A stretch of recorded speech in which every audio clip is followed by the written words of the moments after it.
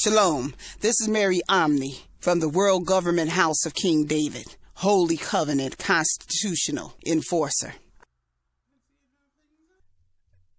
This is a Republic Notice. The title of this Republic Notice is called Rich Blacks, Corporate Dung Contractors Won't Protect You from Judgment.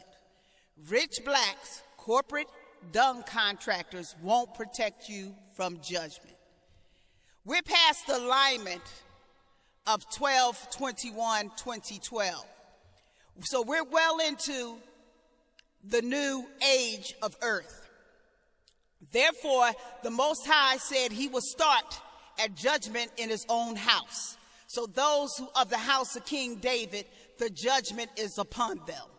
And the rich blacks that is of that house or from that house that have years and years and decades and eons of investment in them, 500 years in this last epoch of time written in the Constitution, is invested in all blacks. Judah invested, and the Judah ancestors invested in all rich blacks in America, 500 years investment. Now, these blacks somehow want to act like they came out of a vacuum, many of them. Let me not indict them all, but they are indicting themselves. And let me make this clear of how they indict themselves. When they pretend that they can hide by the majority of these squatters in America and not have allegiance to their constitutional people that they're married to, because Judah is married to Judah in the Constitution since 1868. The Most High is married to his people. King Jesus is married to his people in the Holy Covenant Constitution that we call the United States Constitution. So therefore, when blacks who from and who have been womb nurtured for 500 years and have been built from the sacrifice of the ancestors that is written in the Constitution as 3/5, when they act like they don't have no investment in them and they just act like they came out of a vacuum somewhere, so therefore they can be as worldly and devoted to worldly and they don't have to worry about their Judaic brothers and sisters in the Holy Covenant Constitution, then they are indicting themselves. They are indicting themselves and they are saying they are worthy of judgment. They are indicting themselves because they forget the supreme contractors are the first investors in them. And while they pay taxes, they do not designate them to black agencies or black colleges as much as they should. And even if they do a lot of charitable write-offs, they're not investing in schools, education, and with their excess, which a lot of them have a lot of excess cash. They brag about the excess cash. Many of them say, I got millions and millions, and some of them got 16 cars and 40 homes and millions of this and millions of that. They will watch their people be homeless, trying to be on a high scale so much above their people that they will sit back and watch their people in unnecessary homelessness, unnecessary, poverty of education and poverty of this and that, and failure to strengthen the hand of the poor. Now, they can say, well, this is my money and I work for it. Nada, honey. You had 300 to 400 years of toil and wombs to bring you to where you are. You wasn't born out of a vacuum. If you was born from a black womb, you have 400 to 500 years investment in you that's constitutionally written that Judah invested in you. But you want to act like the corporate world invested in you. Therefore, you indicting yourselves as worthy of judgment whether or not you will remain under the holy constitutional contract or will be charged with dereliction of duty and treason and breach of contract. See, you can be charged with breach of contract when you fail to strengthen the hand of your poor brothers and sisters invested in you, and you fail to return the wealth of the money that you have managed to gain of our constitutional wealth. Yes, all Judah is wealthy by supreme contract.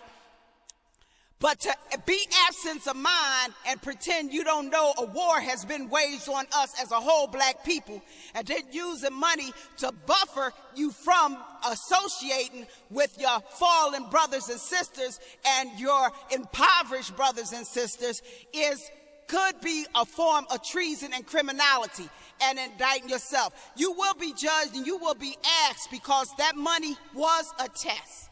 You was tested with money. Like it or not, King Yeshua governs everything and put that money directly in your hands, rich blacks, just to test how you act. You needed that because in your last lifetime, you did something of a selfish nature and you was given a time to correct it, and this is why money was put in your hands. Money was put in your hands outside of other blacks who didn't have to endure this test to complete the kingdom readiness. So money in your hand was a test of kingdom readiness and completeness to make up from some karma that you did before. So it was a test. Yeah, you think you did it yourself, but remember, God gives you talents. You think you did it yourself, but remember, a womb had to carry. You think you did it yourself, but it was blood, sweat, and tears that carved America. You think you did it yourself, but somebody had to raise you. You think you did it yourself, but somebody had to die for you. You think you did it yourself, but somebody had to sacrifice something. You think you did it yourself, but somebody had to shed blood. So it was a serious investment in anything you got. And it was never given to you or done out of a vacuum. Now, Mark 10:25 says, easier for a camel to go through the eye of a needle than someone who is rich to enter the kingdom of God. Now, let me tell you and get one thing clear and straight.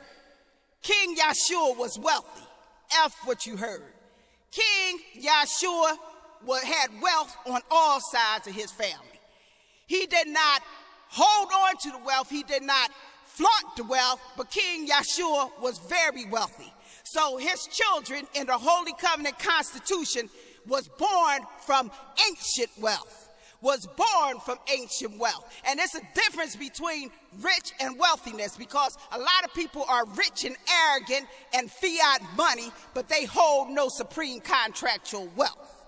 Well, the blacks, you had supreme contractual wealth, and you was rich in having loads and loads and loads of cash that you act like you didn't know what to do, so you bought 16 cars with it. Meanwhile, you seeing black children being murdered, can't get an education, can't even get a school bus, and you failed to strengthen the hand of the poor of investors in you. The poor are the lacking in money investments because they're contractually rich, wealthy. Ye are rich. Revelations 2:9, I say you are rich. I know who those who pretend they are wealthy. I know who say they are you. They're the synagogue of Satan. But we are rich, wealthy by supreme contract. And so when he say it's easier for a camel to get through the eye of a needle than a rich man to get into heaven, that's because no man can make it into heaven unless he is a God man in wealth of the treasures of heaven, in a light body, and in the kingdom of heaven, born of the spirit and the water. Again, he will not make it in the kingdom. Now, the eye of the needle is also what symbolizes in Jerusalem, where we have the 1 through 15th Amendment, and we got all these people claiming to be rich, but they cannot get past the 15th Amendment. It's a non-consent jurisdiction, New Jerusalem wall, that non-consents automatically a supreme vote to block all these money changers from getting in and having any supreme contractual authority. All they can do is trample in rich arrogance, trample in rich fiat money, trample in rich falsehood, trample in rich lies, trample in rich arrogance, trample in rich propaganda, trample in rich pretense of religion, trample in rich apostate, trample in rich identity theft, but they will will never make it into the kingdom, for they are not written in a book of life. You are Judah, black Americans, constitutional, whether you're poor or you have loads of cash. But those with loads of cash who didn't strengthen the hands of those in the holy covenant, you are indicting yourself for those worthy of judgment, and your test is almost over, and you will and can be charged with breach of contract and treason and failure to return wealth investment to needy who invested in you, for Judah to return the wealth to Judah. Therefore,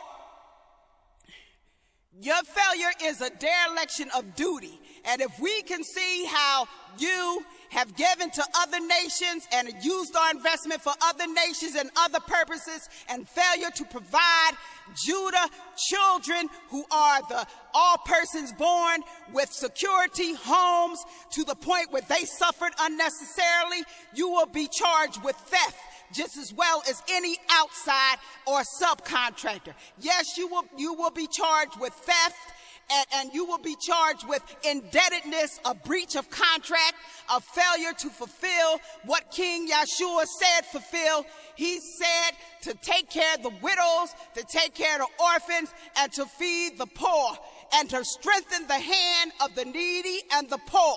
That's what King Yeshua did. He fed the poor and needy and strengthened the hand of the needy and poor. And the fact that these are your people and you're in the same contract bonded to them, and you failed to understand the suffering right under your nose, is you're failing to follow what you were chosen for as the people in the namesake of Judah. Therefore you are in dereliction of duty and have breached your contract as you run and you swell the coffers of foreign nation women, foreign nations, and pretend charity for tax write-offs while you watch your people suffer. No, it's not all of you, but it's enough of you. And you know what? The Judah Supreme Contract will have the last word. You will be in front of the court of King David, because your test time is up and judgment is upon you, and you have indicted yourself as grossly negligent with resources that were designed to take care of the people you are from. That's why you were raised. That's why you were raised, to raise your kind. You came from them. You were invested in by them. You have nothing on your own. You have fought the lies of the corporate dung contractors, and that dung and the corporate lies will not protect you. Time is now in judgment. This is Mary Omni from the House of King David. Shalom.